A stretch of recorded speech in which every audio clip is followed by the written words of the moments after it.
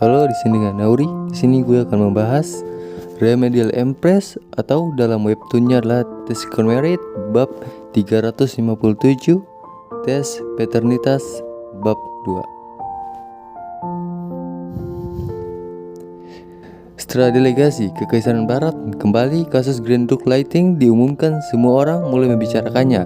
Akan tetapi mulai dilupakan secara alami karena tes paternitas anaknya Sofiesu akan segera dilakukan. Selain itu, hal terpenting sekarang adalah mengetahui apakah sang putri kaisar, dan apakah Permaisuri Ratsa adalah putri dari bangsawan yang jatuh. Beberapa saat sebelum Ratsa naik ke kereta, dia melihat dan memandangi sang putri dan bergumam, bayi itu tumbuh begitu cepat. Ratsa memperhatikan sang putri telah tumbuh begitu banyak sejak terakhir dia melihatnya. Ratsa pun memanggil Vicomte Verdi dan bertanya, "Apakah kamu juga percaya sang putri bukan putri kaisar?" Vicomte Verdi menjawab, "Saya percaya Putri Gloriam adalah putri dari kaisar." Sebenarnya ini adalah jawaban yang harus diberikan sebagai pengasuh sang putri. Namun Vicomte Verdi merasa ini bukanlah pertanyaan yang ingin ditanyakan Ratsa. Akan tetapi Ratsa hanya menatap dengan misterius dan dia tidak menanyakan pertanyaan yang sebenarnya.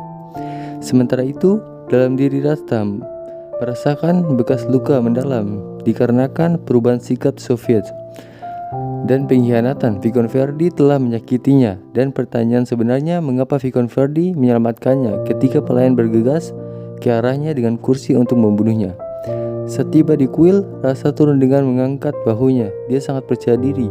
Ratsa berpikir walaupun para bangsawan dan Sofiesu menyerangnya menggunakan masa lalunya, Ratsa tidak akan mengakuinya dan beranggapan bahwa dia hanya akan digulingkan, dan sementara itu dia tidak dihukum. Dia pasti bertahan entah bagaimana nantinya. Ratsa percaya bahwa jika bertahan, suatu hari nanti sang putri akan menyelamatkannya, atau Duke Egli bisa datang menyelamatkannya seperti Henley menyelamatkan Nevier. Ratsa bergumam dan menyebut Duke Egli dan melihat ke arah pilar kuil. Dia seperti melihat Duke Egli yang sedang berjalan. Dia pun bergegas ke arah pilar tersebut dan hanya mendapatkan seorang pendeta yang sedang menyapu sendirian. Dia pun bertanya pada sang pendeta. Sang pendeta mengatakan dia hanya seorang diri. Ratsa berpikir seorang pendeta tidak mungkin berbohong dan mengira dirinya hanya salah lihat. Dan tiba-tiba seorang kesatria memanggilnya dan berkata harus bergegas. Kesatria itu berpikir Ratsa hanya mengulur waktu. Di sisi lain, Sofiesu dan Vicomte Verdi telah sampai dengan kereta kuda yang lain. Sang putri menatap Ratsa dengan senyuman. Bayi itu seperti mengenali ibunya. Mata Ratsa dipenuhi air mata, hatinya seperti hancur. Namun dia menggigit bibirnya dan berusaha untuk menahannya. Dia telah menjadi cengeng sebelumnya, tetapi sekarang dia tidak ingin memuaskan para bangsawan yang ingin melihatnya menderita. Berdiri di sini, panggil seorang imam di struktur seperti mimbar dengan dua pelat diletakkan di atasnya. Pendeta mengatakan kaisar dan permaisuri untuk berdiri di kedua sisi. Sofiesu mengambil bayi itu dari lengan Vicomte Verdi dan berdiri di tempat yang ditunjukkan pendeta. Ratsa mendekat dengan ragu-ragu. Ironisnya, posisi mereka sama seperti saat mereka menyegel janji pernikahan. Pendeta yang bertanggung jawab menjelaskan apa yang harus mereka lakukan. "Cukup jatuhkan sebagian darahmu ke piring ini.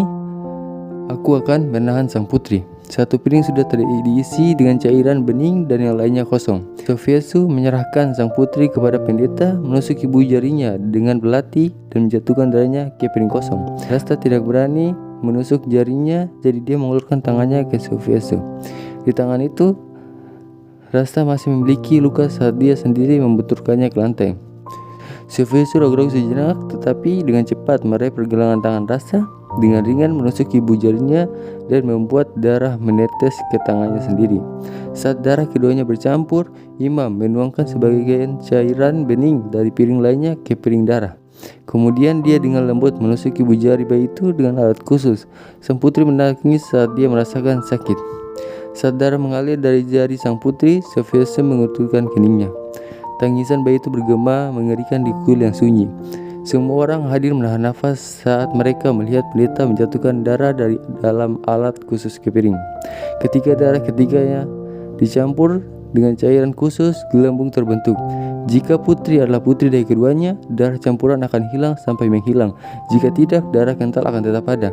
Setelah beberapa saat, pendeta akhirnya menyatakannya dengan wajah pucat. Sang putri bukanlah putri Kaisar Soviet.